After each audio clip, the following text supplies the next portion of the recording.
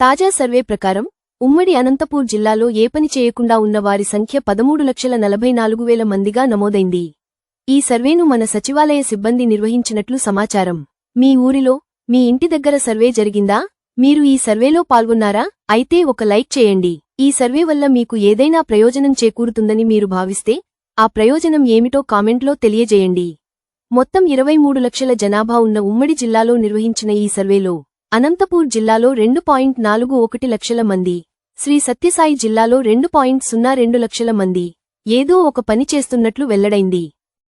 ఈ పని చేసే సంఖ్య చిన్న పిల్లలు మరియు వృద్ధుల గురించి కాదు, పని చేయగలిగే సామర్థ్యం ఉండి 18 నుంచి 54 సంవత్సరాలు మధ్య వయసు ఉన్నవాళ్లు. వీరిలో కొంతమంది మాత్రం అనారోగ్య సమస్యల వల్ల పనిచేయడం లేదని చెప్పారు.